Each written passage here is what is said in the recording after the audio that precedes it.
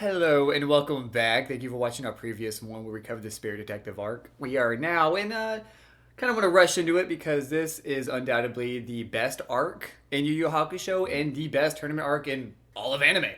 Find me a tournament that's better. I Cell Saga? No. No. You tuning exam stands? No. No. Dark Tournament. The Dark is Tournament. So good. It's legendary to me. So legendary, in fact, that they wouldn't shut up and stop rerunning it to the point I got sick of it almost. Yeah, the Dark Tournament is like whenever anyone who has seen Yu Yu Hakusho, it's just like the Dark Tournament.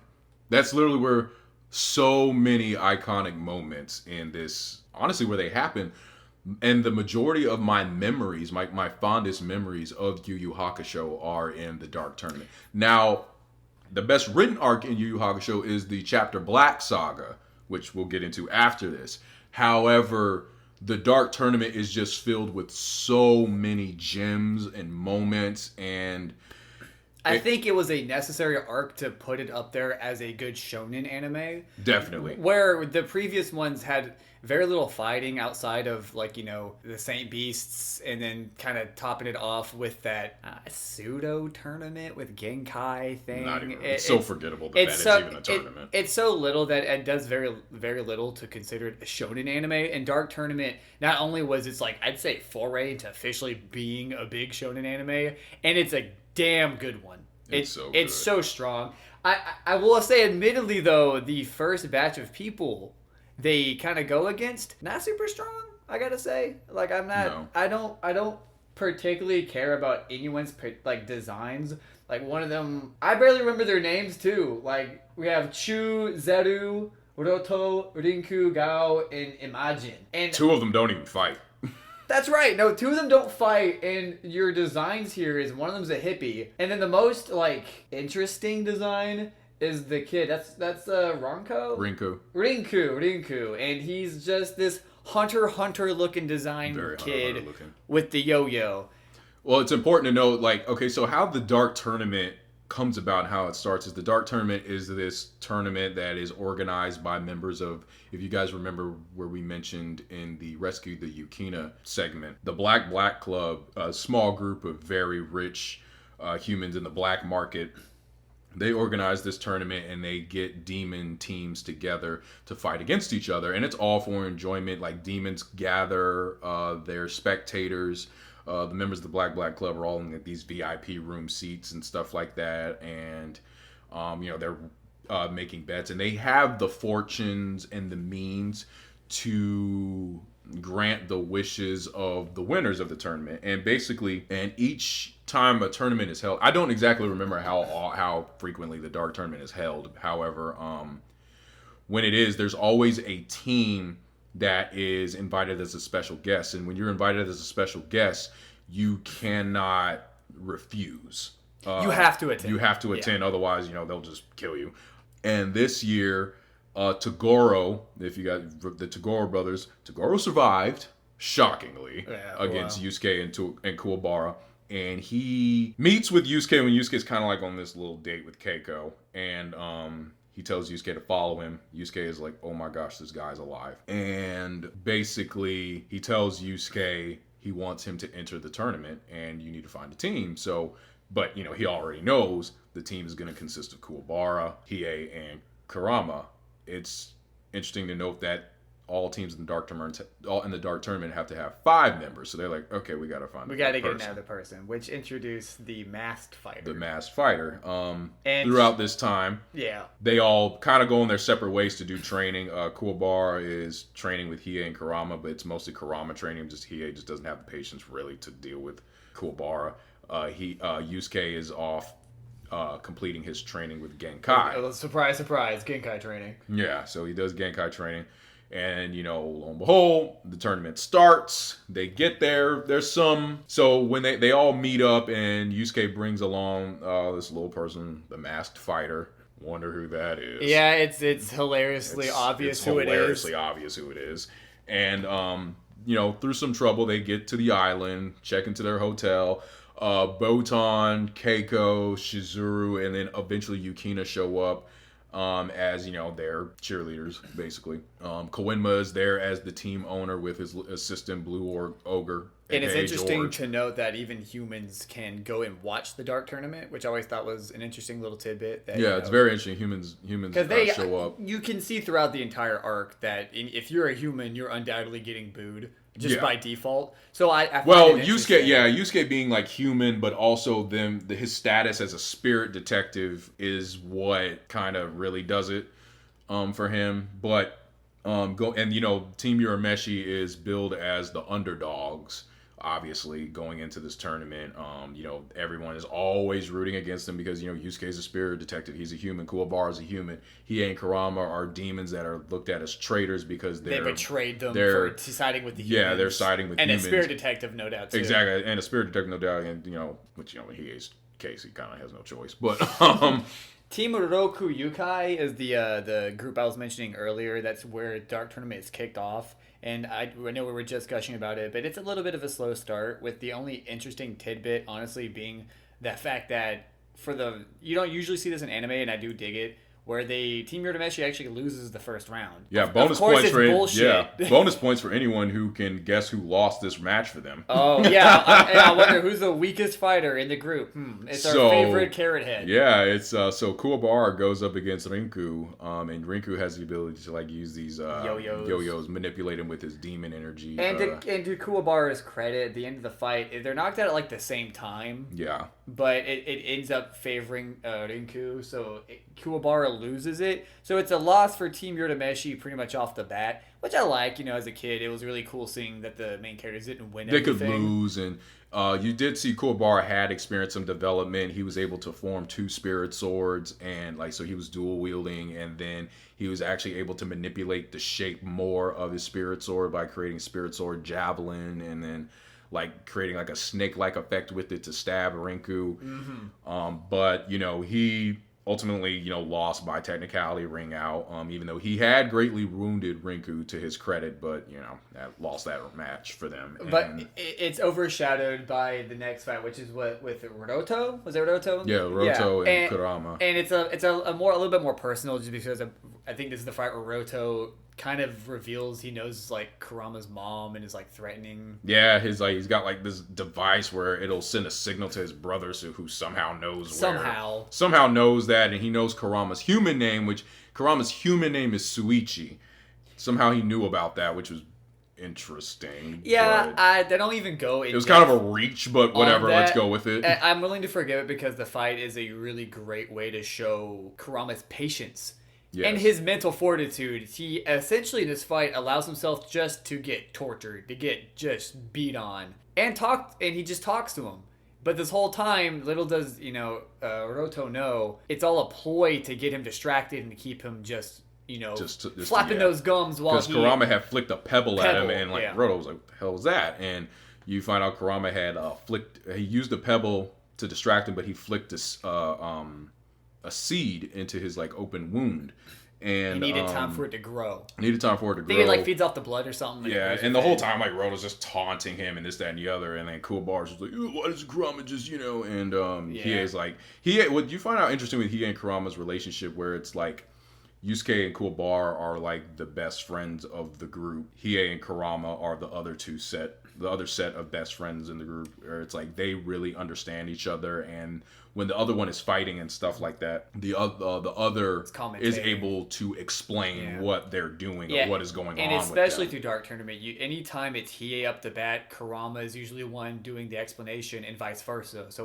when it's Karama fighting, Hiei is the one usually explaining what's going on through Karama's mind, and they're almost insanely accurate. It shows how close they were even before this, how they know each other, their history. So say if you're started out with Dark Tournament, which most people, I think it's fair to say, started with Dark Tournament, you already got a sense of, these two know each other for a while. Very well, because when Kuwabara is why doesn't Karama fight back? Hiei tells him to be quiet, and he's just he understands that, okay, this is serious for Karama, this is personal.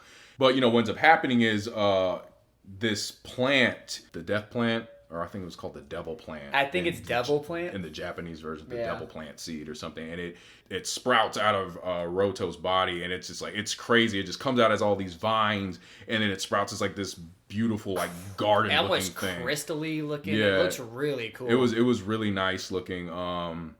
Oh no, you're thinking of that other plant, but with the crystal. Like, oh, you're right. That's later. That's later. But this one sprouts and it kills him, and Brodo's brother died too. That part was weird. What they say, they shared like a life link. Or something. He was just like, yeah, you don't have to worry about his brother. He's dead too. I was like, what? Like, okay. Sure, if you say so, smart guy. Yeah. So all right. So that round ended, and then I think this is Zeru, right? Yeah, Zeru comes out because he's just frustrated now. He's like, oh, okay, all right. So we take it. Rinku's fight was mad close, and then now we lost Roto. Okay, so we're taking some L's now here. So Zeru steps out, and he's a fire demon as well. So who steps up? Our favorite fire demon. Boom! Hiei gets into the ring, and because Zeru is kind of like their acting leader, and because if you didn't know, Team Rakuikai showed up to Team Urameshi's room, their hotel room, and he was kind of flexing his like heat powers and trying to melt a coffee cup, and he was like, okay, he's like I glow red. Yeah, he's like, all right, so Zeru, what was interesting is like as a fire demon, Hiei is essentially immune to flames, but I'm assuming like the flames of another powerful fire demon could essentially affect him. It's anime writing. Yes. We established this strength in the character, but this other person is so strong that it doesn't matter. That it affects that stat. An excuse for the fight to be a fight, honestly. Exactly. So he blasts Hiei with this insane flame attack and sends him out of the ring. And for the most part, his fight is I have fire, and then halfway through the fight, he does anime power up and fires better. Essentially, the fight. So I mean, there was some really good imagery in it, but you see like now, some of the depths of Hiei's abilities where Zeru insults the fact that Hiei has a Jigan eye. It's like people insult Hiei for having like this fake eye when this eye gives Hiei really extraordinary abilities, but I guess you can understand it because they're like, oh, you had to augment yourself. You borrowed this power. But they're like, you don't understand why he chose to get it. Because what you learn is like Hiei was very powerful prior to having the Jigan Eye procedure. Like he was, you'll find out Yu Yu Hakusho demons are tiered by like letters, and he was close to being an A-class demon prior to. And then, when he got the Jigan Eye, he was knocked down to like a C or something like that, or a high D. The logistics of it, they don't ever go into, but it essentially acted as if like having the Jigan Eye was like a cap for him for some reason. Well, when he got it, the procedure is supposed to like almost kill you. So that's but he survived it. He survived it. It took some of his it took a lot of his power. That's so right. It took years for him to get back to, and obviously at the end of the series, he's stronger than where he was before he got the Jigan Eye. But you're just like, but the Jigan Eye gave him, as a fire demon, access to even more incredible abilities, and one of them being the title of this episode. One of the, not one of, it is the best and most iconic move in all of Yu Yu Hakusho, and he's not even the main character. Dragon of the Darkness Flame. Fight me on it. Dragon of the Darkness Flame is more iconic than Spirit Gun. It is the name of an episode. Yeah. They know how. Ain't no episode named Spirit Gun. Man, Karama is arguably my favorite. Yeah. But Dragon of the Darkness Flame is the coolest move in Yu Yu Hakusho. Like, period. It has a lore behind the move. There's a story with the move. There's so much going on with it. For those of you who haven't seen it, and to put it in perspective, Hiei is basically using his spirit energy as bait to lure a black dragon from the bottom barrel of the pits of spirit world. Because there's these black dragons that apparently exist there, and they're just made out of black flames. And you have to use your spirit energy. Your spirit energy has to be strong enough, one, to even get the dragon's attention. They even drop lines like, people have tried to do this before and then getting consumed by it. Exactly. So it's just risky even. So there's just caps on this ability. One, you have to be strong enough to even get the dragon's attention. Two, you got to be strong enough to throw it out to where it doesn't come back on you. And what was so interesting too is that the cost of it, because at this point everyone knows Hiei's a Billy Badass. He's not someone to like just spit at. So Hiei's a big deal, and even he had to sacrifice an arm to summon this damn thing. Yeah. Like, now when we say that, he doesn't lose his arm. Yeah. But his arm is like burned to singes. It's pretty much like out for the count for a while. He can't and use that arm. When he launches this thing, I mean the attack melts his shirt off, and then when he launches it, like Zero is essentially wiped from existence. And the design of this dragon is so sick. It launches out like this black Chinese themed dragon, and it's like slender, but it's like got jagged edges. Yeah, it goes all over it's the snake place. like, and then it's got like the long Chinese dragon style whiskers. It's all black, it's flames, and it's just he launches it, and like I said, Zero is just and everyone is like, what the hell was that? What? Oh my gosh. He launches it, and if I was Kubara and I saw that, like, I would feel like, when can I get stuff? Man, where's like, my... This dude over here, this pretty boy beats people with whips, and then the guy who's already the coolest character gets that? Yeah, and it's like, okay, so, but, and it took a lot out of him to use that, but then, it's revealed that, when he was hit with Zero's first attack, he realized, okay, I gotta use this thing. This guy is actually legit. I think he quote is like, to deal with his overwhelming force or something, I had to use something just as... I think another character states, I think it was Anji later on, he states that, like, he didn't use that attack just because he was showing off. He needed to. He needed to against Zero. So he just was like, all right, I got to get rid of this guy right now. So he did. It almost feels like it's the first fight where Hiei was actually pressured to do something in the whole show at this point. Because you get this impression that Hiei bodies everybody. And when he is in the vulnerable moment, he kind of put himself there almost on purpose just to prove a point. Yeah. This is the first time we're like, oh, the Dark Tournament has people that can fight Team Urameshi. Yeah. And especially Hiei. And that's what gets you like a little hint of, oh man, Dark Tournament's gonna have some people in it. But when the thing is, when Hiei does launch that attack, he's reduced about like half of his strength from the majority of the rest of the tournament. He's kind of fighting at a handicap. And so this is legit, we're dealing with some heavy hitters here in this tournament. So after that is the other two members of Team Rikuikai basically are like, oh snap, we got to go against guys like that. And then so they run, and then Chu comes out. Yusuke, who I forgot to mention, has been asleep most of this whole time. So basically, like the fight with... Dude did plot. Yeah, due to plot. So he's asleep. He wakes up finally, and the fight with Yusuke and Chu is, for me, mostly forgettable. The only part I like about it is towards the end of it, where like Chu is an intoxicated guy with like an Australian/New Zealand accent. Don't shoot me, but whichever accent. But it's a similar one to either. And I don't. Chu is cool. He's a little different from just I'm the evil guy. He's got a personality, even if his personality is he's drunk. bubbly. He's drunk. And he's able to use like alcohol in tandem with his spirit energy or demon energy, because he's a demon. And and that's just kind of what it is. And the fight with him and Yusuke comes down to a thing called a knife edge death match, where Chu puts these knives. And it's cool. Yeah, it was a cool idea. It was an interesting idea. He puts these knives in a certain spot, and they have to put one of their feet up against the knives, and they can't step out of that. And, you just have to hit each other, and then your feet are digging into the bottom of the knife. Ow. And it's like, okay. And Yusuke basically wins. It's a battle of attrition at that point. Yusuke just has the harder head. Chu just gives out. He just has that gumption. Yeah. He's just that youth. And Chu gives out. And that was... So Chu's Fifth of the North Star looking ass just essentially just gets outdone. Did they defeat...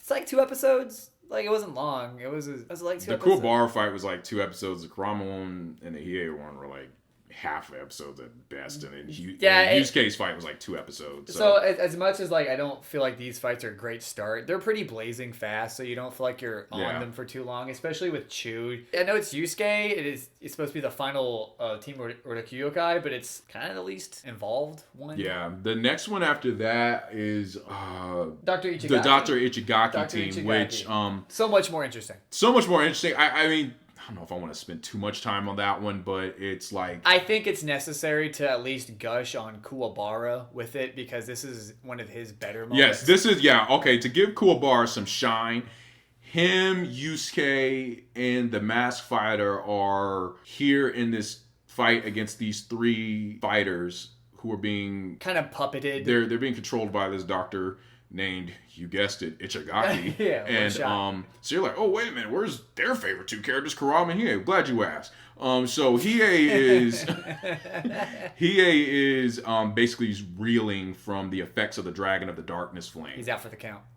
He's been trying to like manage his arm, like it's in excruciating pain. Like we said, his spirit energy's been almost cut in half. Karama, and it helps to mention Yusuke can't really use a spirit gun right now either. Yeah, Karama goes to find him, which works all for Dr. Ichigaki because two of his guys on his team, which are really just kind of like his cronies, go to find them, and they keep Karama and Hiei kind of away from the tournament, away from the team, with this big, gross-looking like robot thing. Yeah, I think it's a mech, but it's also alien-looking. It's really it's like weird. Arms can like stretch all over this forest and stuff like that, and so it leaves Yusuke Kuwabara and the Masked Fighter to basically fight the three main guys of the Dr. Ichigaki team, which are all these kind of young students. These young students. Okay, one of them looks so old, though. Yeah, but I believe they still refer to them as like they're all young or something. Yeah, it's the one with the braided ponytail. He looks so old. But I was like, okay, whatever. But it's y'all all fighting for the master. I thought you were the master. That's very impressive. You old. Old dude. But there's a lot of emotion into it. It's got a really big morality segment to it where at some point in the fight, they realize the three fighters are being controlled against their will, and then they start hearing them just say, kill, the whole fight. Kuwabara, being the most sympathetic of them, starts really trying to, like, hammer into their heads to wake up, snap out of it. Even Yusuke, at some point, gives up and just wants to fight, which is really cool that the main character shows, like, even his limits of morality at that point in the show. Had a stopping point, but Kuwabara still like struggled through eating these hits to try to talk to him. Yeah, they were trying to really like wake them up, and you realize like these guys they joined Dr. Ichigaki to become like to try to save their master subjects in his experiments because their master was ill, and he said, oh yeah, if you guys become a part of my experiments, I can save your master and stuff like that. So they get like these weird like parasitic devices attached to them that puts them under his control, and that's basically the gist of it.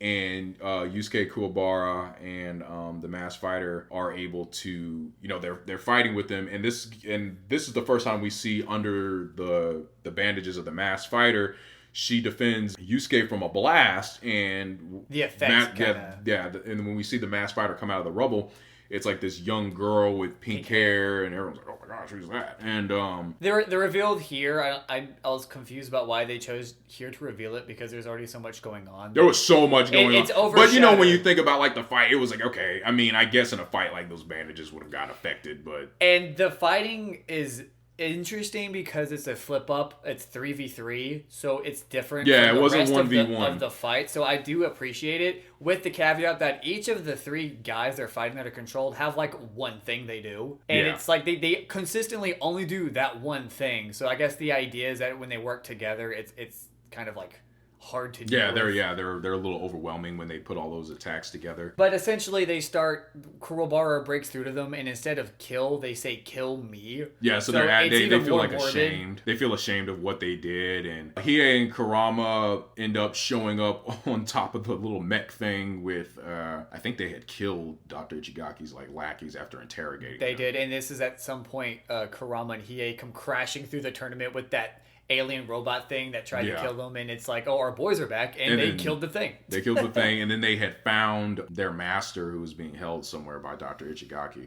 Whatever. Yeah, not really. The master thing isn't the most interesting. I just like the mental state it puts Kuwabara in, and how he goes through it. I would have preferred it if Kuwabara was somehow the one to untether them from their fate, but the Masked Fighter ends up being the one to free them. But I do like the fact that Kuwabara was the one fighting so hard. It's a big Kuwabara moment for me.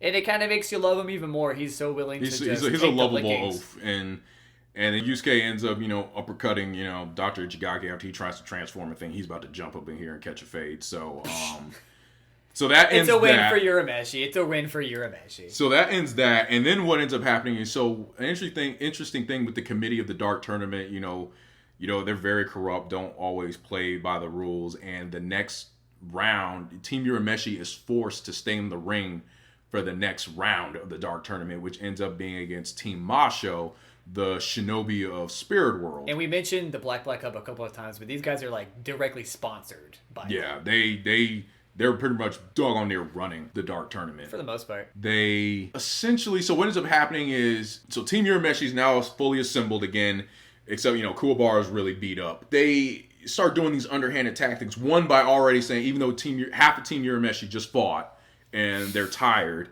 so they're like, oh no, you guys got to stay in there and you're going to go immediately into the next round. Not only that, you take Hiei, the masked fighter, and you tell them, oh, you guys have to get medical attention. So they keep out of them nowhere. It was so out of nowhere. nowhere. Left field. And the Dark Tournament doesn't care about your safety. So it was like, why now? Yeah, why all of a sudden now? So then the demon enchantress, Ruka, another good red-haired looking. Yeah, she's like, comes in looking like this nurse, and she keeps the masked fighter in this tent and reveals herself, like I said, to be this enchantress where she can basically put up barriers, and it keeps Hiei and the masked fighter inside of it.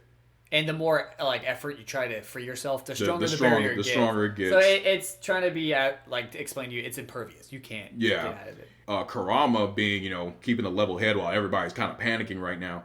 He's found a way to use this to their advantage. While Karama's plan is to have everyone who is available fight as many rounds as they can until they go down from exhaustion. And you already know if it was Hiei, he'd be like, give me all the fight. Hiei's like, I'm taking the whole squad. And this is where, we kind of harken back to the weird honor code with Tagore.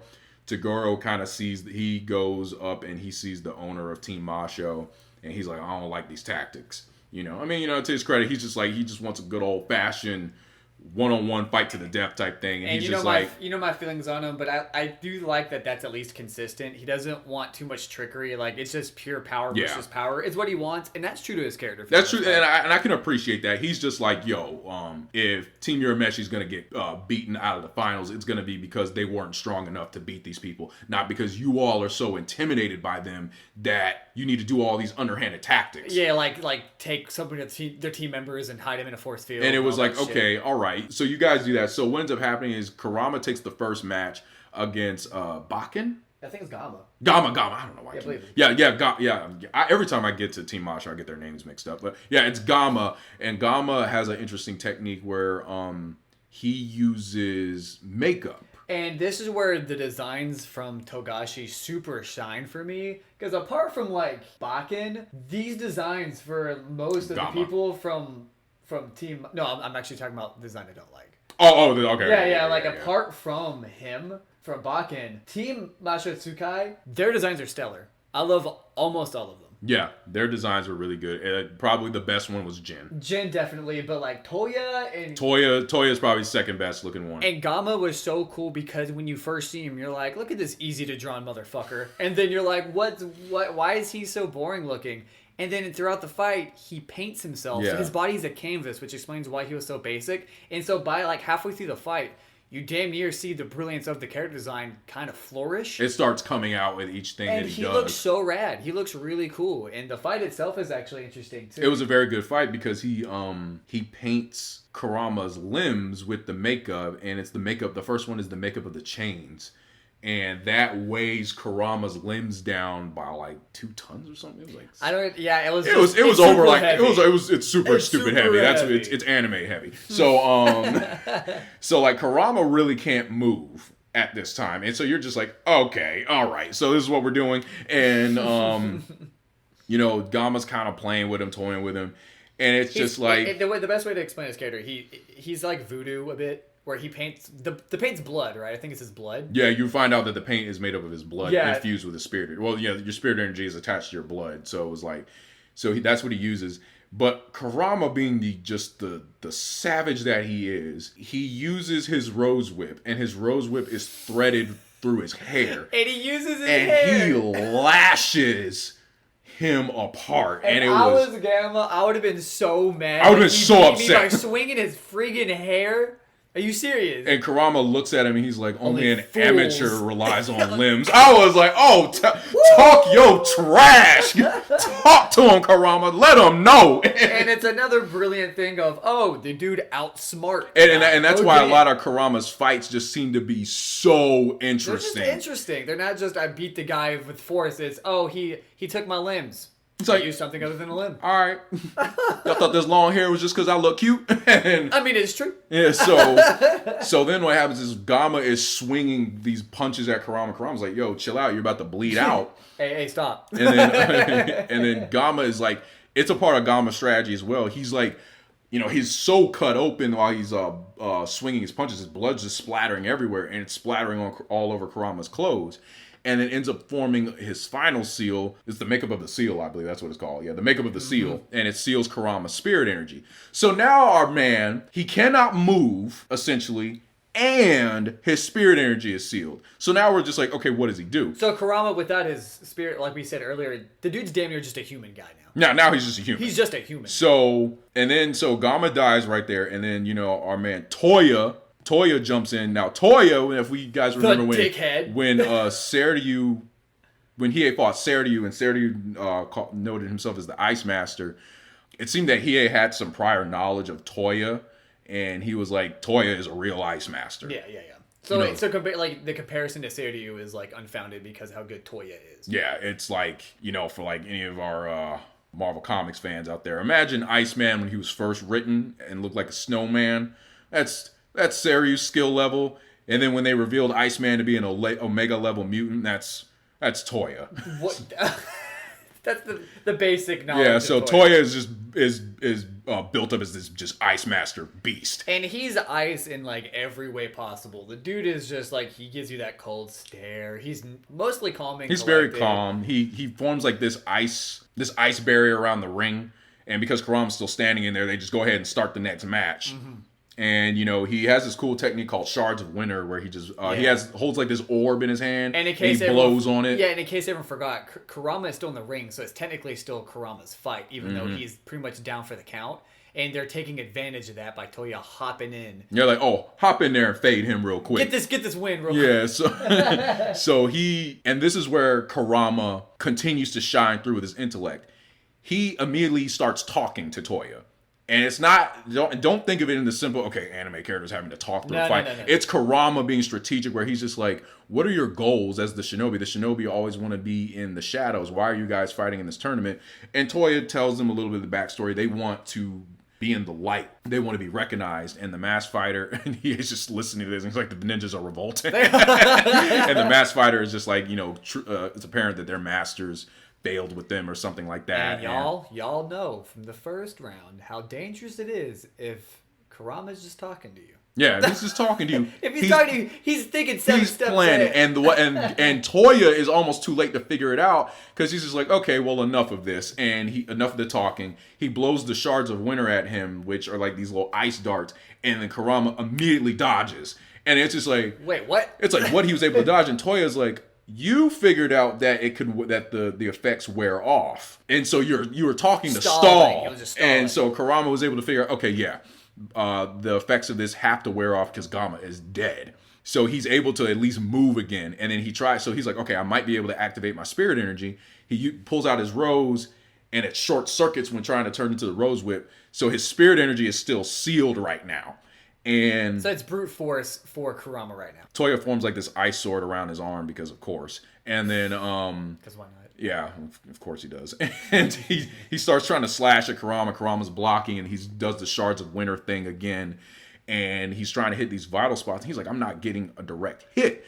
And it's like Karama's using his actual limbs to block vital points. And Toya's like, this dude, like, you are dangerous. He's a battle sponge. And it's like Karama. It's like Karama thinks of these things that it's like it gives you an insight that you remember. This guy had another life. Yeah. Prior to, and we don't even know how old he was. Nope. And Toya's like, you're using strategies that only like basically OGs use in comic. He's like, you gotta be very old. And this isn't even just outsmarting him now. This is him taking hits too. Yeah, so and it's just like, so okay. He's beyond using just a pretty face and a big brain. Yeah, and so he eventually starts to realize like Karama is like, okay. He finds out like if Gamma was able to use his own blood for his powers, my blood might be able to do the same thing. So, with the wounds that he has from Toya, he starts rubbing his blood around. He tries to bring out a rose whip, and it doesn't work again.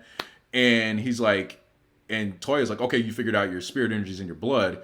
Only thing is, to use enough to beat me, you're going to have to bleed yourself dry. Yeah. So then Karama, again, goes into the bag of goodies.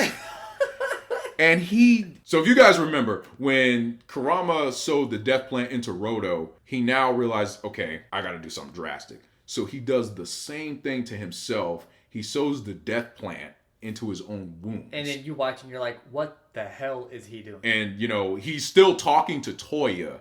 And the interesting thing here is they actually form like this kind of weird friendship. And that's throughout why the it fight. works, though, is because they actually start being intrigued with one another. That Karama is stalling, but you can tell there is genuine interest in the conversation. Exactly, and it's like they also seem to form like this bond based off of Karama wants to find some sort of path to redemption for his past life. Toya and the shinobi want to like forge a new path for themselves. So there's some sort of kinship there. Toya's like, well, I don't want this slaying that I'm going to have to kill you to ruin our friendship because I've actually grown to kind of like you. But, got to do what I got to do. And then he lunges at Karama and the death plant activates and he impales Toya with the thorns of the death plant. They're just like, wow, you did that. And, you get some more insight into Karama where, he basically says like, it would have been interesting to see if you guys accomplished your goal because I too want to see if I can walk that path. Then Karama passes out and he passes out standing up. Like a badass would. Yeah. And what's cool about that fight is with Team Masha Tsukai is you realize there's a lot of connections between both Urameshi and members from that team too. It's one of the most, aside from the last fight, where there's a kind of a bond being made between the adversaries from that group with Team Urameshi. Especially in the final round with Jin when we get to it. I know the third round starts. That one's between Bakken. So it's not really a fight either. Yeah, it's the two fights Bakken has. So Bakken comes in the ring, and he's ready to take out his frustration on Karama.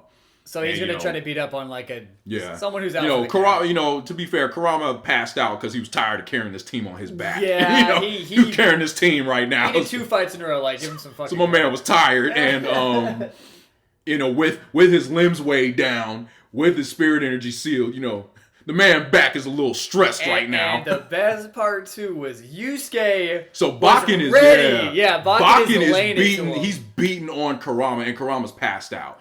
And outside the ring, and Kubara and everyone are just like, "Yo, man, this is dirt. That's fucked up. That's foul." Yeah. And man's not even awake to defend himself.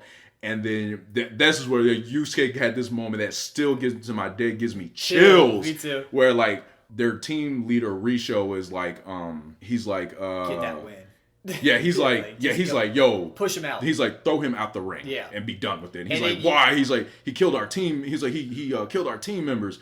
And then he's just like, look to the side. And what do you see when Bakken looks to the side?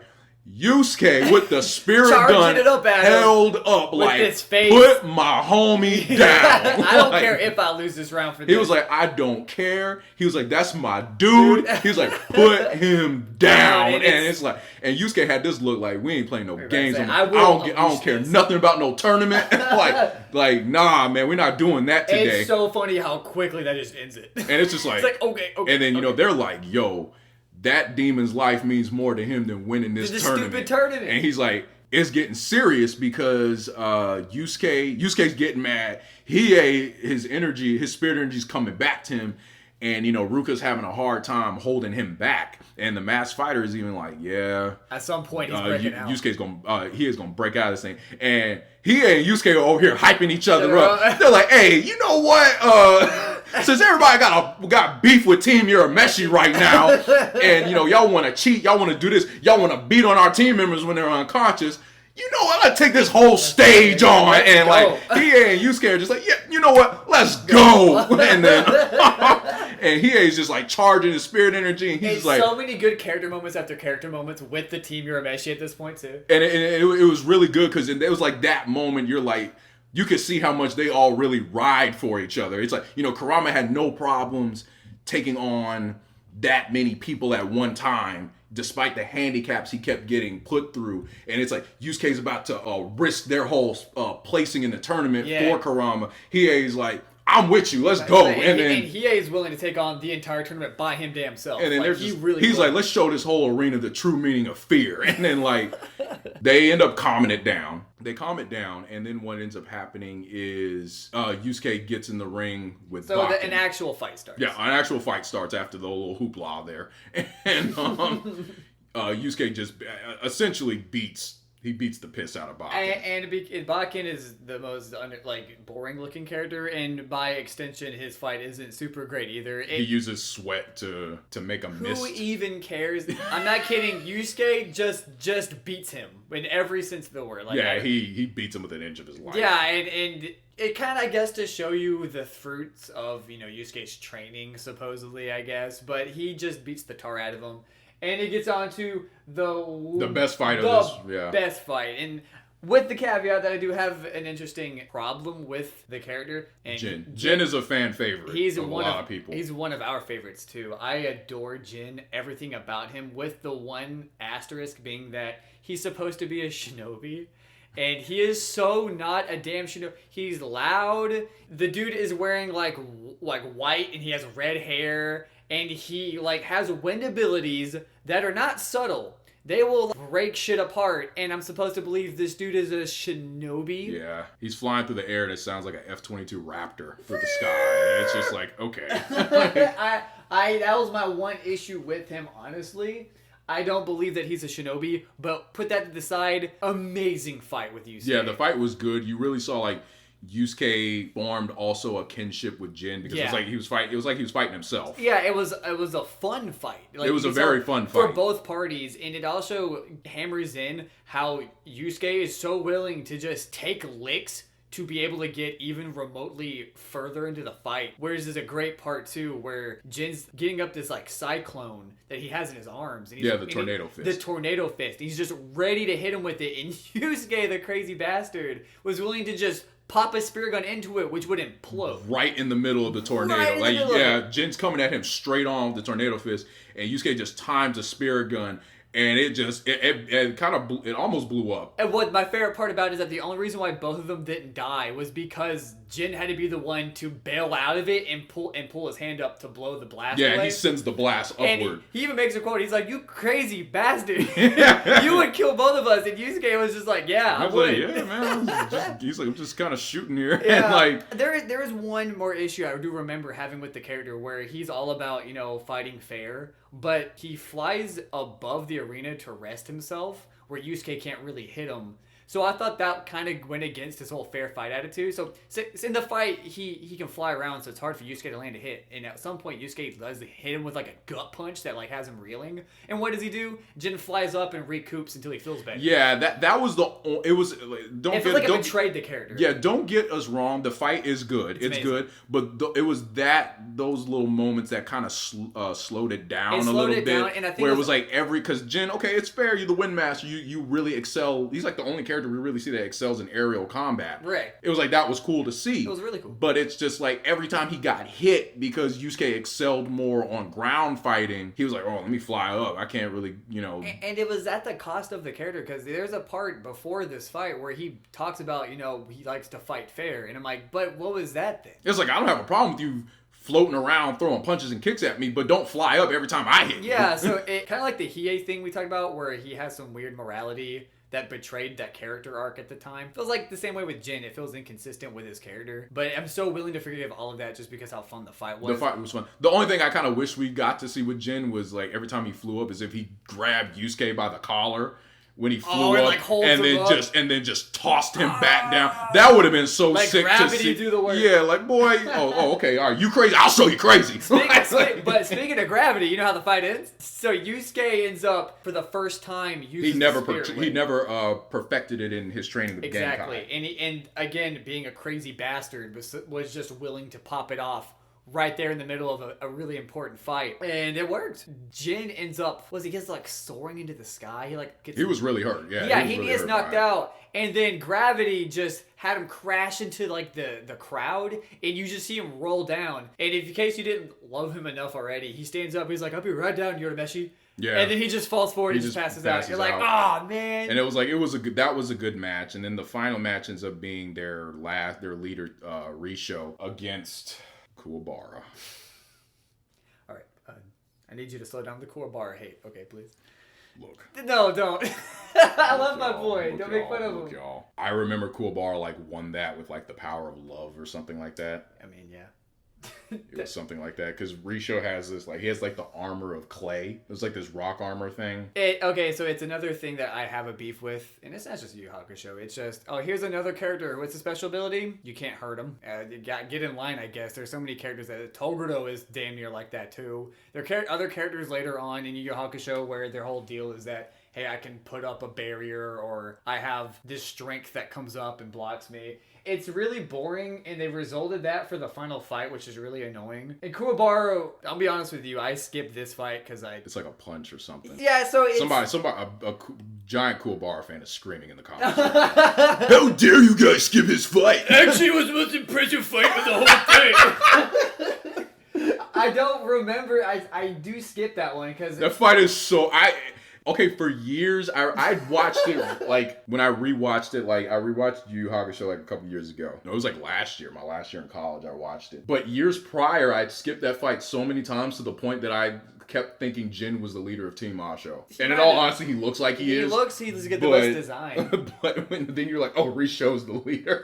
You're like, whoopsies. Like, okay, who cares? And it doesn't hurt. That doesn't help that his fight is with Kubara. Not just one really good fight with Kubara, and we do get that. We get it. The best Kubara moment to me is It's in the finals. It's in the finals. Yeah. It's in the finals. It's a good one. So after this is the Dark Tournament semifinals where everyone needs a breather. So yeah, it's been fight after fight after fight. Everyone needs a break after this. Yusuke gets taken by the masked fighter and to this cave, and the masked fighter is revealed to be, drumroll, Genkai. Wow. Oh wow. Was it the exact same outfit, or I don't know? I don't know what it was. I'm pretty sure you threw me for a loop with the young girl with the pink hair, but then I'm wondering, okay. Whoa, it's the same voice though, so whoa. Who could it be? So Genkai reveals her last and final test to Yusuke, which is taking out her spirit wave orb, which is a condensed holding of all of her power. Just her energy. Yeah, and then all Yusuke, for the most part, has to hold it, and I believe he has to be at max power to hold it or something. Nah, you just have to be able to endure it adjusting to your body. Yeah, that's what it was. That's what it was. So she puts it inside of it. He takes it, she gives it to him, puts it inside. She's like, this energy will tear you apart. Because it's just a culmination of all of her experiences over the years. And so he takes it. Eventually, he's like, "Oh, this is fine." And then it starts doing its work on his body, and it just starts ripping him to shreds. And Yusuke's losing his mind in this cave. She tries to take it back from him because she's like, "Oh no, you weren't ready for it." He's just like, "Shut up! You're not my freaking mother." Yeah, even though she kind of is. More so than his actual mom. Yeah, let's be real. Yeah. So she leaves him to go through the ordeal.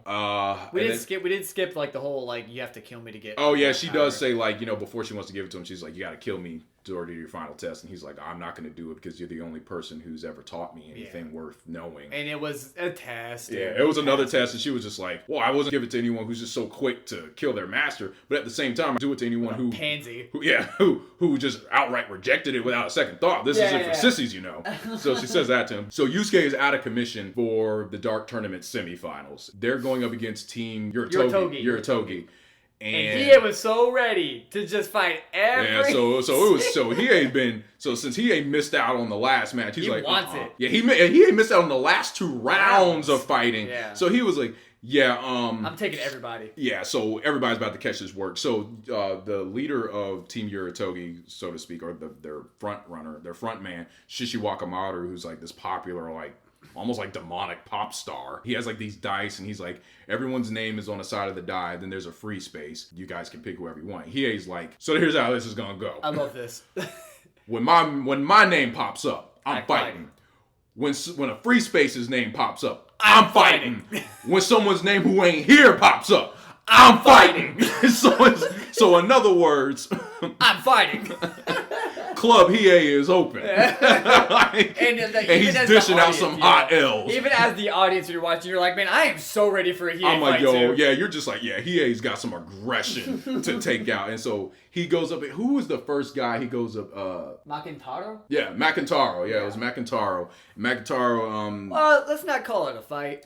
it's not really a fight. But it is I have some built up energy. I've been blue balled. I let it go on you, and you're gone. That's the fight. Yeah, Hiei cuts that guy's arm off without. It's so funny how fast Hiei is. Yeah. That the people like. It looks like Hiei was like peeing on himself because there's this liquid coming out from. It looked like between the legs of his cloak, and then Magnetar was like, "It looked like you had an accident." And Hiei's like, your nervous system, it leaves a lot to be desired. He's holding up the guy's arm from behind his back, and he's like, and everyone's like, did you see that? When did he do that? Jesus Christ, Hiei. And then Magnetar regenerates his arm, and it's like an axe fist. And then he appears to cut Hiei in half, but only cut his cloak in half.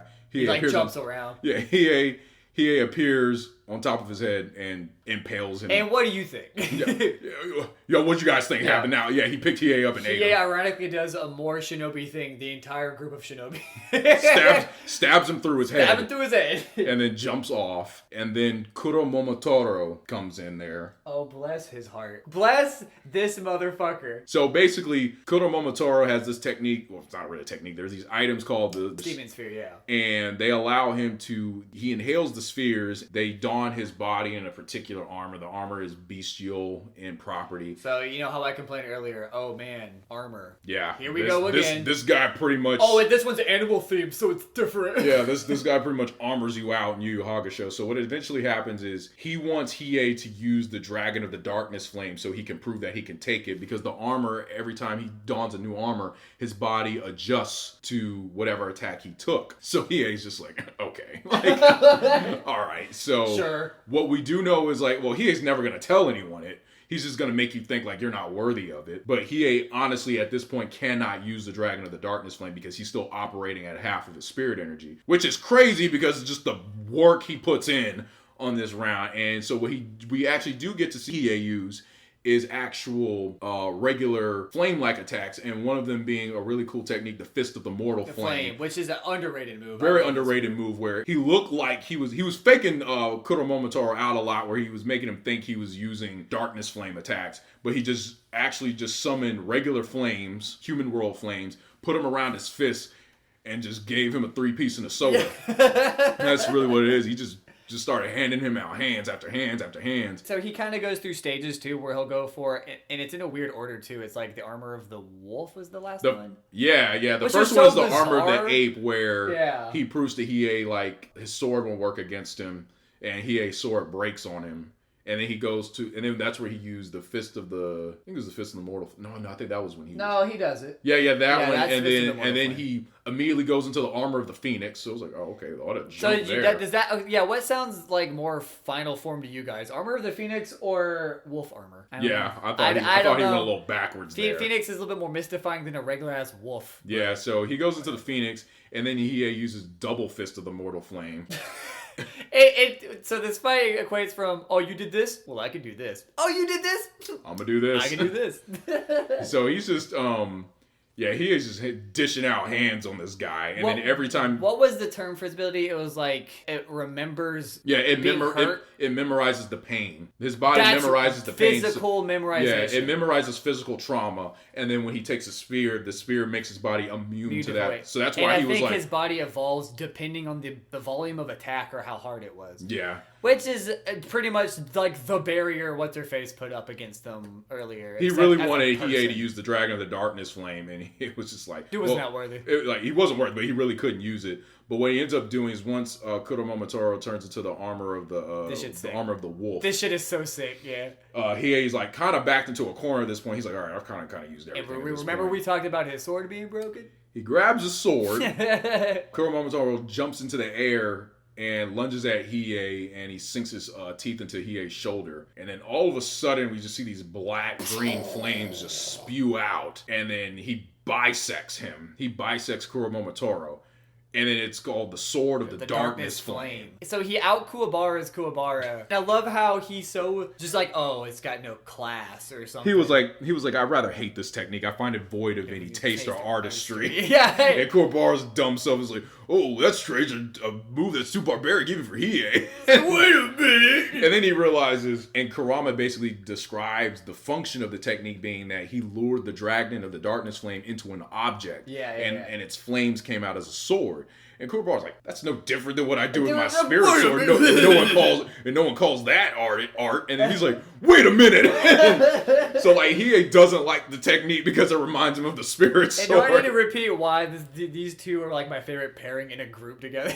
I love when they just talk shit on each other. I believe the next fight, what was it? It was Karama. This is the Idon box thing? Yeah, so this right here is one of, like, for me, next to the Dragon of the Darkness Flame, this is kind of what made the Dark Tournament for me as a kid. It also just elevates Karama's character so high. So this was, like, interesting. Karama goes up against this guy, Yuri Urishima, who looks like this little fisherman-like guy. And he's like voice acted by Vic Mignogna, so you're already like, oh, this dude's okay. Dude's kind of annoying. So now it's a weird fight of lashing weapons where he's using like this weird enhanced fishing rod against Karama's rose whip. And he's a weird character because you look at him, you're like, you really have no business being here. So he somehow out-tricks people for the most part. He plays on the emotion that previously the Dark Tournament, where he claims he's being, forced to do this, blah, blah, blah, blah. He plays on Karama's humanity and essentially tricks him into like, hey, let me win. Oh, no, it wasn't that. It was like, they're going to kill my sick grandmother or something like that. So just pretend like I've done horrible things, so just kill me now. And then Karama's like,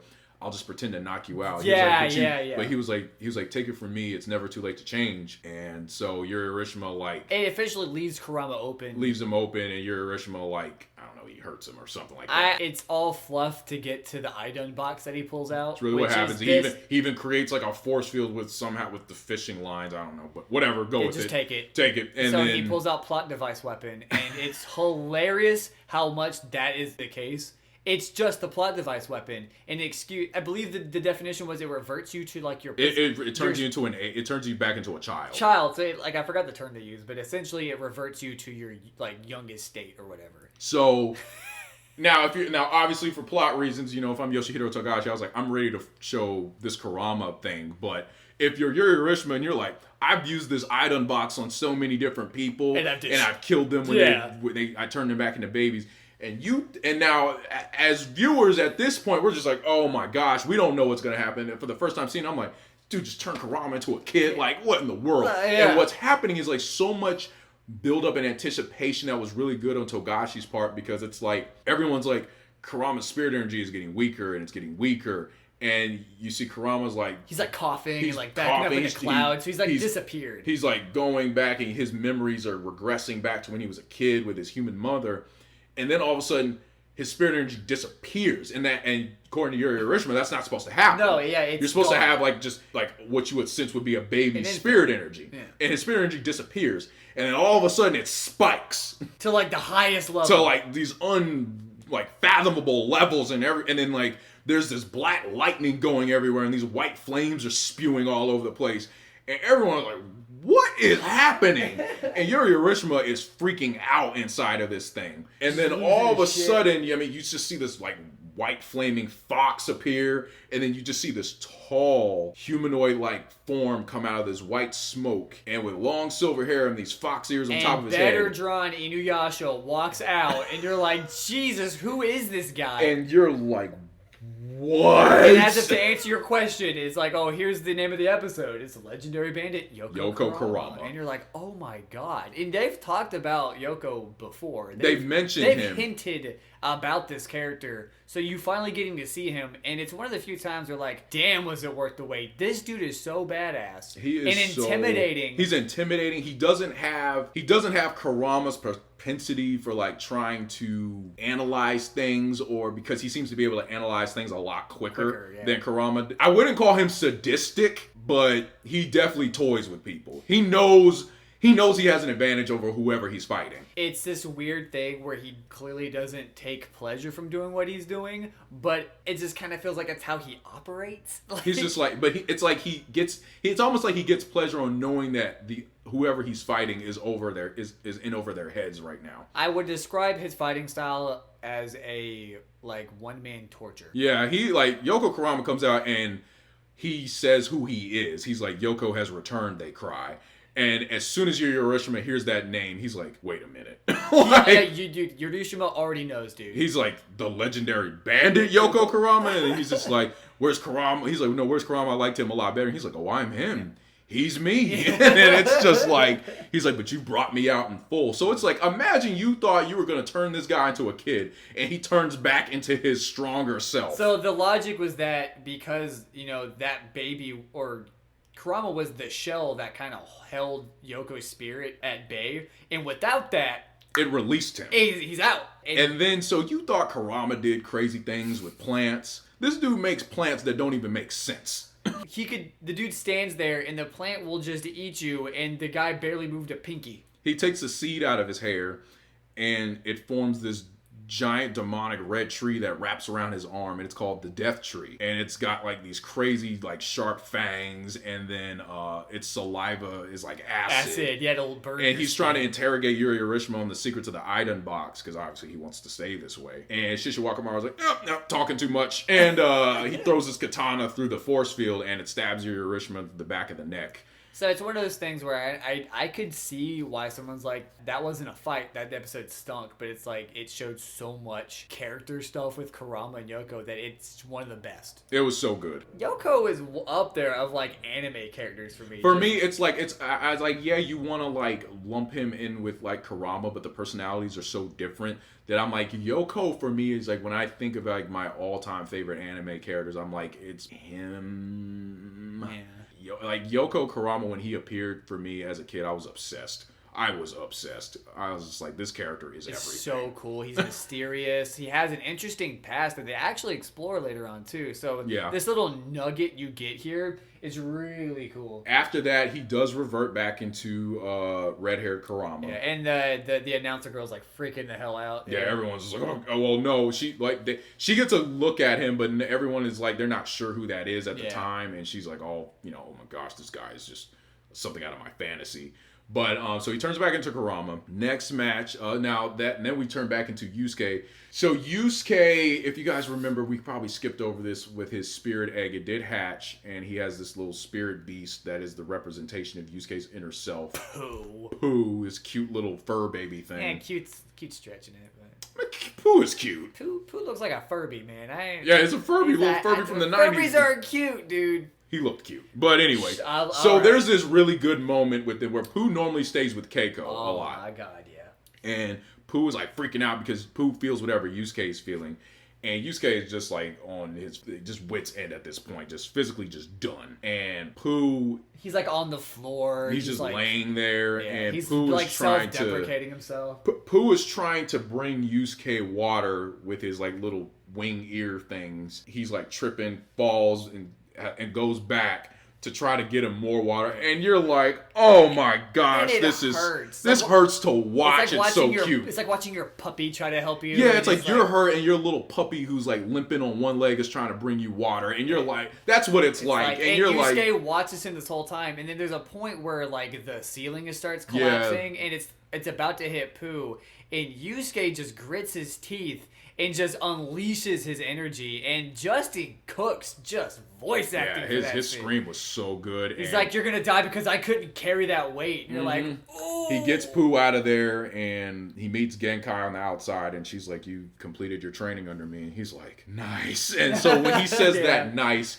you as the viewer, you just feel like this weight has been left off your shoulders. Where like Yusuke has now completed his training. It's done. And you can imagine the strain they put on his body. So again, like we were used to, Yusuke is out of commission again for a different reason. He's tired. He's just sleeping now. So he's gonna be like getting that Keiko lap pillow for half the time. Yeah, so now Genkai operating with very little spirit energy at this point. He's like, I gotta go help them with the rest of the semifinals. Also, shout out for Genkai with having that little energy and still going to go So fight. what we're gonna say with these last two matches, just kind of speed these up. So Kubara I like how you waited for the Kubara fight, for the cliff notes.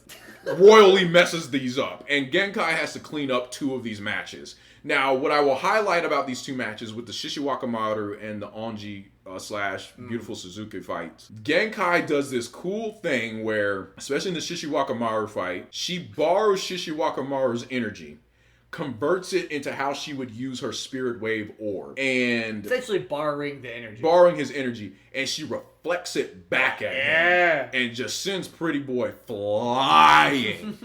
And what we also do realize here is Tagore and Genkai have a backstory. So the intrigue with Toguro is Genkai's story. So you get this nugget here where they were apparently an item at some point, which is interesting. That was interesting. I like that plot, especially because they've already established Toguro as this like big asshole character, so you're confused about how that was ever possible. Yeah. So you end up realizing that that relationship didn't work. And it's mostly, I think they even hinted that Genkai was not really feeling him at that point too. In the She flashback. started seeing things about him that were troubling, and she was like, I can't stay with him. And it sort of crescendos into how Togoro's mindset is now, where I believe they were together in the previous tournament. They had won the They had previous won, tournament and together. as Adrian said earlier, that you get your wish granted. So Toguro wanted to become a demon, to be essentially all-powerful Billy Badass. Yeah, because he was afraid of slipping out of his physical prime, and he never wanted that. But Genkai was different. So in his that. fear was every UFC fighter's fear, and it's just past his prime. And I love you, Anderson Silva. But my gosh. yeah, and so he wants to stay at his prime, so he ends up making this deal, which cuts off his relationship with Genkai. Because she was okay with slipping into old age. She was like, it's just a part of life. It's She what had happens. a wise saying. She's like, that's just how life is. You're trying to go. She was like, we're not supposed to remain this way forever. And he looked at it as like he was not afraid of grasping true strength and seeing past his potential. And he was like, you never had the heart to see past it. But she actually had the heart to just accept the natural order of things. And they could have easily made Toguro more sympathetic by him maybe coming to that realization later on, but he really doesn't. And that's fine. Not every villain is going to. But it might have helped. Because because he still has nothing for me as a character or even a villain. It almost, I will say that while the relationship with him and Genkai was interesting, It's cool. It was almost like a way to shoehorn in to justify why he has this obsession with wanting to fight Yusuke. Oh, because Yusuke is almost like, Yusuke is obviously, well, he's her successor, but then he almost might represent like the child they could have had together type thing. I could see that angle, but it just still feels so half-baked because you're not there for their development of their relationship. You actually just know the tail end of it is, oh, they break up. That's your knowledge of their relationship, is that they break up. They got together, and then he says some like questionable things about slipping out of his prime, and she's just like, Yeah, and it's like, oh, troubling. So that's their relationship. And so we're going to speed things along as well, too, is that there's a point where Genkai, our lovable old granny, ends up kind of kicking the bucket for the most part. She has, because Tagoro is like, you and I gotta talk. Yeah. And by talk, Toguro don't talk. Yeah. So he was, I guess all these years had been waiting for her to pass on her spirit wave orb to a successor, even though it seems like he could have just ran up on her at any time. Well, the idea was that I think he was waiting for her to specifically give it to Yusuke so he can fight Yusuke with her energy. Yeah, I guess. So that's the idea, was that he was waiting for Yusuke to be where he wants Yusuke to be before he fights him. So he's like, you have no reason to live anymore. Yeah. And she does like give him like, some like mental work. claps, Yeah. where it's just like you're just not the man who I admired or who I this, that, and the other. You're just kind of like a lowly demon now. And then and it goes against the weird quotes he has before in the Spirit Detective arc, where he's all like, "Oh, I don't like killing, but I'm forced to." And it's now it's just like you're just doing it. Yeah, now he looks like he's like thriving Actively on wanting to kill Genkai. Yeah. Tagoro essentially now got to give Granny some props. She ain't go down without a fight. No, Genkai fought back. Was she gonna lose that fight? Yes, Yeah, but she knew she was too. Yeah, she knew she was to her credit, but she was like, he gonna. It's not in her to just roll over. No. Might have been when they were together. But but Cut that out. edit it out. But so Yusuke knows. Oh my gosh, he's like, "Where's Genkai at?"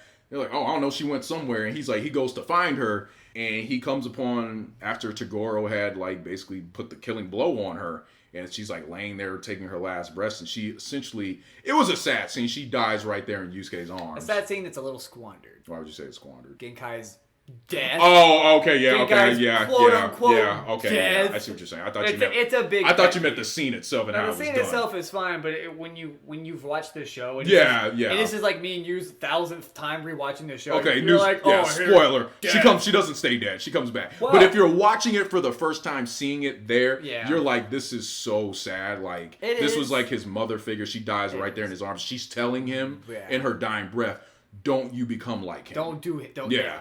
Don't." And it's heartfelt, and you're like, okay. You're like, I feel you, Grant. If I had to like avenge anybody, it'd be a Genkai. It'd be a Genkai. it would be like that. We're gonna speed along to the Toguro stuff, the Team Toguro fights. So now Finally. the finals.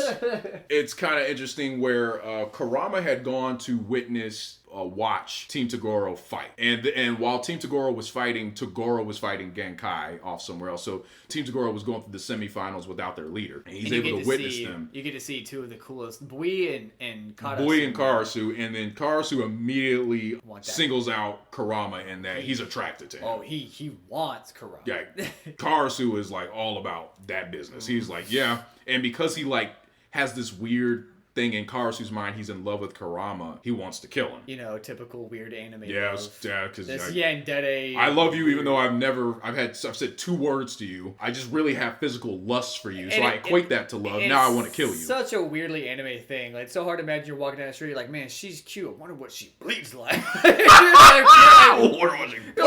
What a jump, dude. Oh, like, okay, this is drastic. So, which is kind of what he feels like. It's so Karama is doing these like mental somersaults in his mind, trying to formulate a strategy on how he can defeat Karasu. And this is cool too, because even Karama is second guessing himself if he could go against. And I thought this was very interesting for anime. And I think Yusuke had came upon this conclusion earlier. Like he didn't think going into Dark Tournament he could hope to beat Tagore. So I'll give Yusuke credit there. But in Karama's sense, where you see a character in an anime actively thinking about this, it's not just some on-set moment of fear. He's actively mulling this over. How can I do this? And he's coming to the conclusion, I cannot. And because he's like, in my current state, as I am in my human form, I can't. Karasu dominates this fight. And even Karasu with his head games was like, he had an edge over Karama in the mental game. And Karasu is a perfect matchup because he's essentially a Karama type against Karama. Yeah. He's strong, he's methodical. He can manipulate his energy into objects. And it's he's like, boy, Karama, you want to talk me to death? I'll talk to you back. I'll talk to you back, but I'll creep you out when I do it. I'll talk about how cute you are. I'll make you real uncomfortable, boy. I'll guidance counsel your ass. And so Karama's like, the only way I can win this fight is if I turn into Yoko Karama. And that's where, the beautiful... He says that straight up. He's like, I can't win this fight without becoming Yoko. I have to. And the beautiful Suzuki, I know we kind of skipped over him, but he's the guy who supplied Team Yoritogi with their items. Ew, why'd you say beautiful? I'm totally but Suzuki, he gives Karama the fruit of the past life, which is a potion he drinks that'll give him access to Yoko's abilities. And then he gives take a shot every time Kuwabara you hear a plot device. Yeah, and he gives Kuwabara the trial sword. Yeah. And which is supposed to just boost. Is that the one that becomes the fly swatter? I forget. Yeah, that's the fly swatter. And so, God, Kuwabara just gets. So the first round of the Dark Tournament Finals, here we are, hype moment, the moment we've all been waiting for, because as we've been going through the Dark Tournament, when you watch it on Toonami, one episode at a time, every afternoon, you're going through this tournament with them. And then now we're here at the finals. It's like, here's where the boys can finally win and go home. And the first match is Karama versus Karasu. The mental gymnastics. It's like these matchups were so hype as a kid. It was like, and it's right off the bat. Karama smartly took the potion some minutes before the fight began because he's like, I want to turn into Yoko as quick as possible. And end this quickly, because he realizes there's also a limited amount of time when he takes the potion that he'll have into having access to Yoko's abilities. And imagine you fighting this guy. Karasu can just spontaneously combust just explosives. In the beginning of the fight, it's invisible to you. You're like, where the hell is this coming? Until he decides to make them visible. Just to tease you. Just to be like, you know, I'll let you see them. Oh, they're tangible. Yeah. Also, fuck you. So there's just this, it's just like this fight where you're seeing, okay, Karama is really he was right. There's not a way he can beat Karasu. It felt like he was losing the second the fight started. And as like a fan of Karama, where like Karama's like my favorite character, it's like, this sucks to watch because you're just like, why y'all gotta do my boy like this, man? Like he's supposed to be dominating and this, that, and the other. It's like, no, Karasu is dominating this fight. You know, he's like sadistically blown up so many parts of Karama's body. Like, you know, Karama's not like blown up or anything, but he's just wounding. He's specifically going for like armed and and he's like, I don't want. He's like, because I want to keep your beautiful face with me after I kill you. And it's just like, okay, all right. But, yeah, okay. He eventually throws, like, this really heavy bomb at Karama.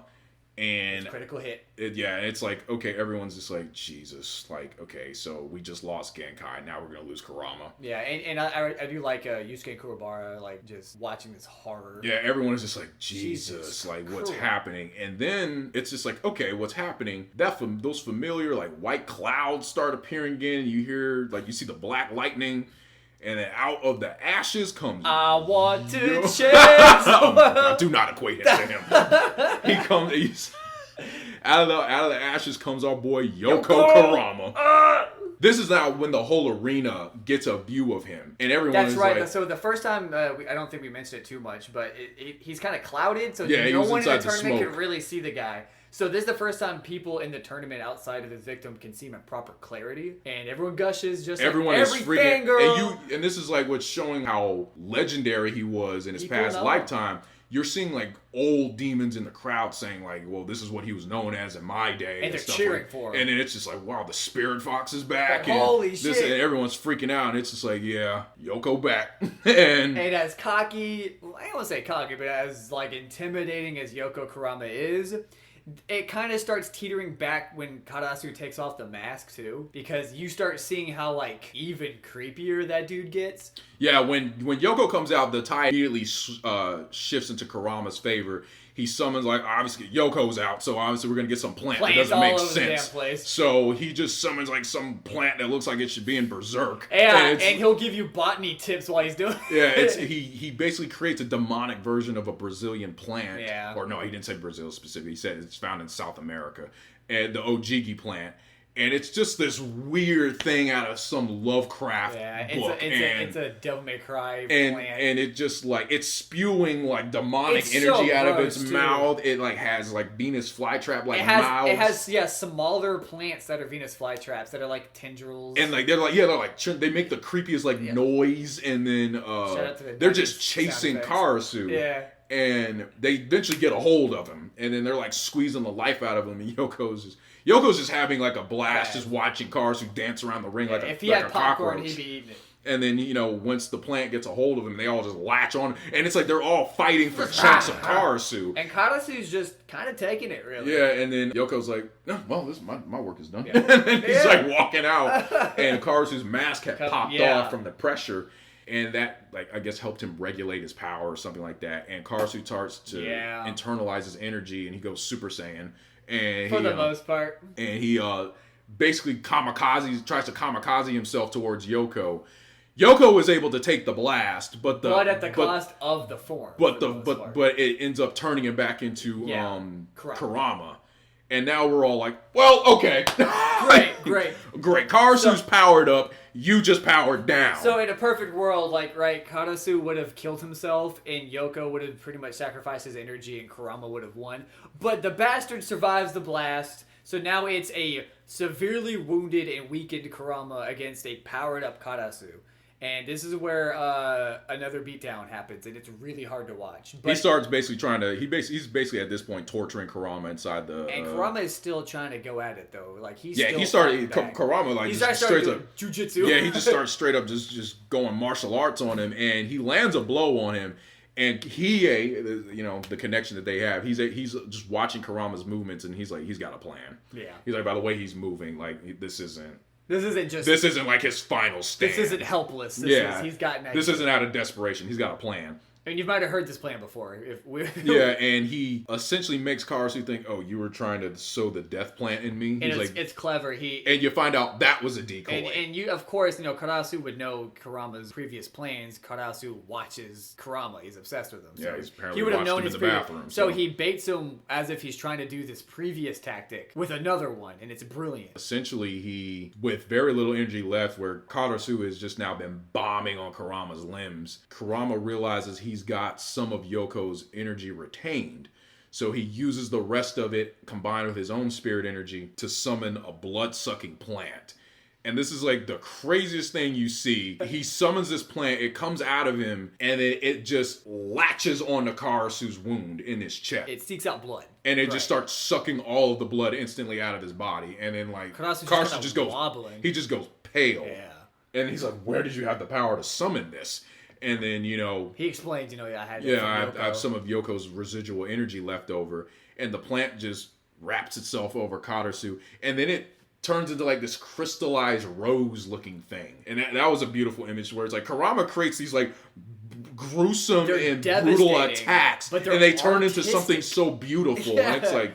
It's interesting, and... What's even more interesting, though, is that, you know, any of you would be like, oh, all right, team, win for Urameshi. No. It was a win for Team Tagore, and the reason why was because when Karasu was bombing on Karama fell to the ground. Yeah. And he summons the plant while he's still on the ground, and Juri, the ring girl, she counted to 10, and by the time the plant reached Karasu, it was already at 10. Yeah. So Karama killed Karasu, but Karasu won by technicality. Only because she had counted to 10, and there was his body on the floor. Yeah, so bullshit, yeah, but it's expected of the Dark Tournament. But it was an interesting twist. You know, Karama got his win, loss, whatever. Yeah. I go back and forth so hard about which was, like, the best fight, because while the Karama versus Karasu one was so good, the next one is legendary. Bui versus Hiei. I think this is probably my most rewatched episode. That's saying a lot because Karama is still my favorite character, but this is the one I rewatched the most just because of the spectacle of it. The spectacle of it, the art, the animation of the episode. Why did they go so hard on the animation? This is the only time you see that animation. It's so crazy looking. And so with this fight, Bui is the other member of Team Tagore, and he's a big guy like Tagore, and he carries like this crazy devastating axe. He's got armor too, however, this armor design's actually cool. It's still cool, but it still functions the same as every other anime. No, it doesn't. What do you mean? Well, his armor is like, it holds in his energy. Oh, wow. So did Karasu's mask in the last freaking fight. It's a mask, not an armor. It doesn't matter. It still does the same. I'm talking about compared to the armors that we saw with Kuromomotoro and Risho. What, that this one just held him back? It looked cool. But anyways. It looks cool, sure, but it's still the same shit. So Bui is like picking up tiles of the tournament floor with his axe, and he's flinging them at Hiei, and Hiei's taking like a workout. He's just going, and Hiei's just like dodging him. He's like, I know I'm a small target, but this is sad. And Hiei's not fighting with the sword because remember his sword broke. But you can see in the fight he punches through these damn things. So and he's got bandages on his arm. And like talismans and charms on them, like, and it's just like, what? And what was Bui do? Yeah, Bui starts throwing the axe at him. Hiei does this crazy shit. Where he catches it? He caught the axe, and Bui's axe is huge, y'all. And the thing is ginormous. That was the thing he was using to throw tiles in the arena. And he flings that thing around like it's a kitchen knife. And little ass Hiei catches it with his little fingers, and he disintegrates evaporates the thing. And you're just like, oh my gosh. Like Hiei. Hiei just keeps leveling up through this entire tournament. Good God. Like, the Dark Tournament was Hiei's tournament of power in Dragon Ball Super. Like, he just kept getting so many power-ups through this thing. And then Bui throws another one at him. Hiei does the same thing again. So he's trying to bait Bui to be, like, max power. Hiei's just like, Hiei's like, I'm getting bored, so we might want to make this an actual fight. Please? And Bowie takes his armor off. And it's another moment like earlier where Bowie really wants him to use that dragon like so badly. Yeah. Yeah. He really wants so that like dragon Bowie card. has like his spirit energy can't or demon energy can't be contained, so that's why he uses the armor. His energy actually allows him to levitate. With the amount of energy Bowie is producing, he is like, all right, it's as good as time as any. And what we did see throughout parts of downtime in the tournament, Hiei was training to develop the Dragon of the Darkness Flame. And it's at this point, you see the dragon is tattooed on his arm. And you're like, huh. Weird. All right. Hiei is getting that thing going. The art is on God tier levels right now. It's ridiculous. And he's giving me the hee-hee-hees and hoo-hoos. He's like, ho. And he launches it at him, and it is more insane than the first time we saw it. This is the most, I'd say, shonen attack you see, because the damage he gives this damn tournament is the peak it's been. He like levels that roof away. He launches it at him. Bowie is catching it, and then he is just like, I know you didn't think that thing was done. And he launches like the rest of the dragon at him, and the dragon just gets huge. And Bowie, for the most part, is tanking it. I gotta give it to him. The dude held it. And he's like, I'm gonna throw this thing back at him. And damn it, he does. And he throws it back at him. He throws that crazy dragon, like full charge dragon back at Hiei. Hiei is actually kind of shocked by it, and it devours Hiei. And next thing you know, that little man is gone. There's just and everybody's disappeared. Like, wow, and they're like, Hiei's gone. And then right when they're ready to declare that winner, you just see this column of black flames come crashing back down to the ring. And you hear his ominous voice, and you're like, this is the main character? This is a hero? He sounds like a freaking villain. And he's like, this brings on my next attack. Yeah. And what you find out is Hiei, when the dragon hit him, Hiei devoured it. He absorbed the damn thing. It's not a permanent thing. It's like a buff. It's a buff, but it's so sick. It's so cool. And he says that quote where he's like, I am the dragon. Yeah, he talks about how countless people tried to master the dragon of the darkness flame. You had to have enough reckless abandon. But he figured out the way to do it was to trap it inside of you and just take on full reign of the dragon's powers. And he shows Bowie an image within the Jigan Eye of Bowie basically staring down the dragon. And Hiei was not in that image because Hiei was essentially now the dragon. That's him. And Bowie, you can see the fear because Bowie gets so desperate to beat him down in really like crazy, well choreographed fighting where he's just kicking him, and he does this flip where he throws the hair. Like crazy swan flip. Yeah. It's like he throws the hair around like a football, and what's Hiei's response? Nice. I was like, are you serious?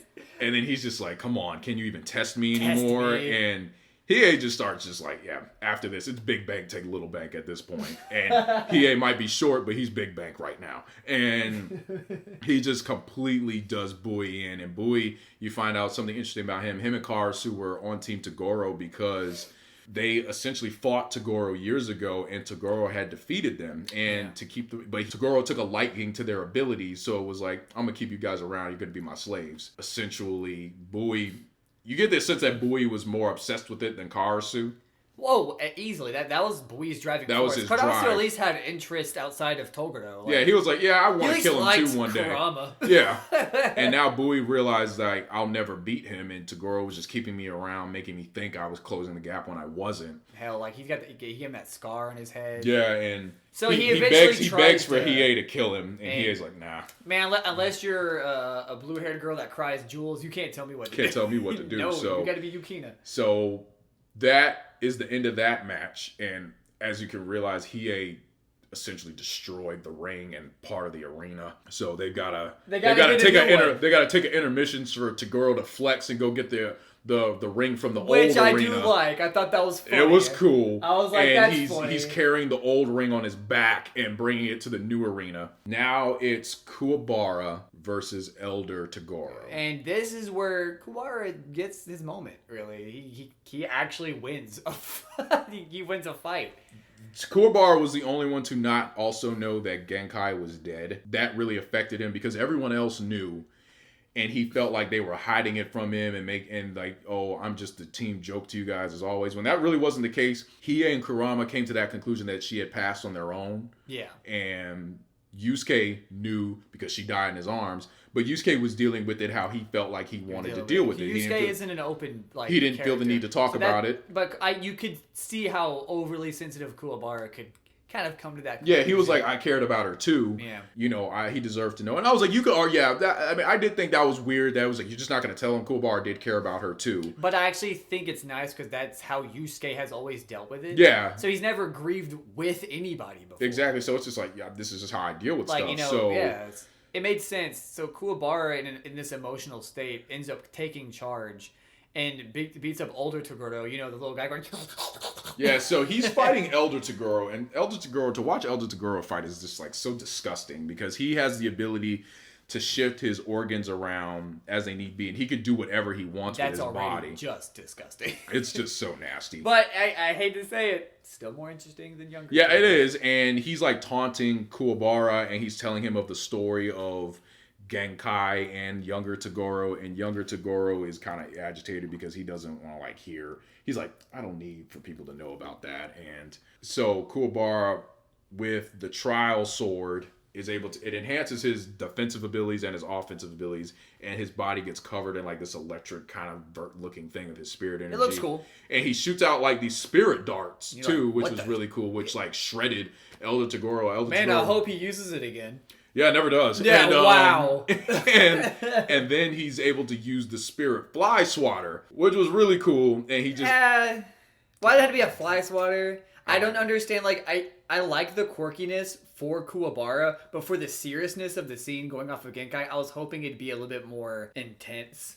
Well, yeah, he just basically was like, instead of stabbing you, since I can't pinpoint your organs, I'll just smash you. And it made sense. So I like the fact that it was utilized. Like, I can't cut him. I'll just squash you entirely. And it worked. So it did. So that was that. I know it feels like we didn't do Kuwabara justice, but that was actually the gist of the fight. that's how the fight is. I can't even think of any other thing to talk about for that fight, to be honest. So next is finally the mano a mano, Yusuke versus Younger Tagore. Elder Tagore does pop back up because Kubara didn't finish the job, and then Elder Tagore is like, "Why don't we just take them all ourselves, brother?"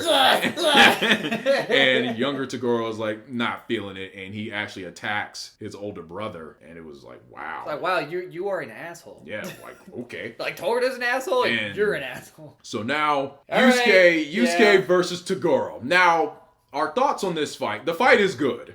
I want to throw that out there. The fight is good. We like the fight. It's just it's not particularly interesting because of how Toguro fights. Because of how he fights, and then there is the narrative that they keep throwing in here with it as to like why Tagore is still clearly stronger than Yusuke. And you keep dragging this on because you think there's some wall.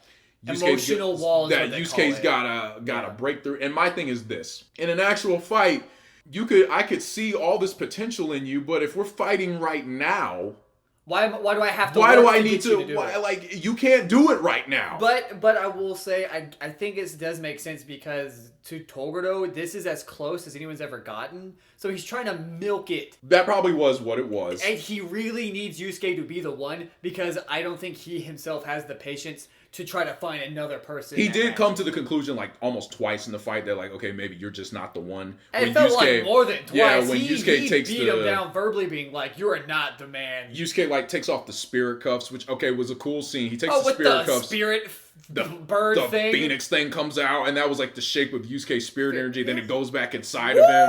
It looked cool as shit. I was like, that was visually insane. Very cool looking. And so he's able to... But it almost felt like it was worthless because the fight still ends up with, Yusuke can't do it. So it was a weird thing. It was a weird flex. Yeah, because Toguro just... What did Toguro do? Oh, you bumped up? Let me bump up too. Let me go to 100% finally. Yeah, he's like, all right, here I am. And it's like, what? Because Tagore, I think, starts the fight off at like 80% or whatever. And it's weird how big of a jump to them 10% is because 10% felt like a double spike in power. I was like, yeah, by the time he goes from 80%, he still looks like Tagore, just huge. And then when he's 100%, he looks like a completely different person. He looks like a tree man. Yeah, he looks like a tree. I don't know how to explain it. His shoulder blades look like armor. It's so disgusting. I hate it. And it's so bad. And he doesn't even fight that interesting. He just physically pummels Yusuke like he's a punching bag. There was the cool thing where he was flicking... Oh, the rocks, yeah. No, it wasn't even rocks. It was air currents. Jesus It was Christ, like that's right. he was so strong. He was like able to like flick the just bullets in the air with his. And he was like, but unlike your spirit gun, I've got an unlimited supply. Yeah. And he's just like hitting Yusuke with these. I was like, yo, that would be so annoying. But, and it was like physically damaging Yusuke. So they're trying to really push in this episode the power scale difference. And of course, Yusuke is unable to really push past his limits. So what does Toguro do? Kill Kuwabara. And you're like, oh man, I wonder if Kubara really dies. Yeah, so he kills Kuwabara, quote unquote. But Kubara has a cool moment. Yeah. Cherry tree's a tree, and what the hell does he say? Something is a tree, and a mulberry is a tree, and Kuwabara is a man. I was like, hell yeah, Kuwabara. I was like, oh my gosh, this is so macho. I hope he says that the instant he loses his virginity. A mulberry is a tree, and Kuwabara is a man. So Kuwabara, quote unquote, dies, and then Yusuke loses his shit, and then he has this like passive attitude where he's like, you have the power, but at what cost? I never know. He's like, what's the point of having it if I don't know how to get to it? He has the power to defeat him, but he's so depressed pretty much that he doesn't do it immediately. It's really bizarre. I think there's a point where it was still not enough, and he makes a quote like, should I have to kill somebody else or something? Because at this point, Toguro was absorbing souls from the crowd. Yeah, he was absorbing souls from the crowd. And he's getting buffer. So and for anyone who remembers, Keiko and them are in the crowd, but Pooh puts up like a barrier. Yeah. So that's the reason why they're not effective, plot. But he absorbs people, gets stronger, but he doesn't have a finite source because at some point they're going to run out of people in the crowd. So there is a hard time limit, but Yusuke doesn't want anyone to die, so he's really trying to push to beat him. And he gives him like, what was it? Does he like give him this like spirit gun from hell or something? He like gives him the mother of spirit guns. Yeah, he's like blasting with this spirit gun, and it like he's like bear hugging it. And yeah, so this is the weirdest thing. Y'all know, like in a clash, like even in the Bui fight, where say Bui is like holding the dragon back, so he's doing the same thing to the spirit gun. But instead of like it continuing to fight, after he successfully blocks it, it took so much of his energy that Togoro's armor falls apart and he's pretty much lost. He's useless now. I believe he tries to spout some sort of like whimsical philosophy about like how I was waiting for someone to beat me. And it's not even that he learned his lesson or that he understood what Genkai meant. It's just that he's just a villain that wanted a guy stronger than him. Basically. And then we got it. He won. And that's in the Dark Tournament. Kubara comes back up. Surprise, surprise. Karama was in on it all along. And they have a haha moment like, man, I thought you were dead. He's like, and that's it. And they run away from a crumbling Dark Tournament. The Dark Tournament arc was so good. It had so many high moments. As much as we were complaining about it, the Toguro fight was cool. They had a lot of punch to it. Like the arena got a lot of damage. It just wasn't my favorite fight in all of them. But for a finishing fight, for an ending, it's good. It was good. It worked. It was, you've been wanting to see this guy get his comeuppance for almost 2 arcs now, and you got it. So at this point, we're going to end it here, and we're going to finally get to the Chapter Black Saga. See you then.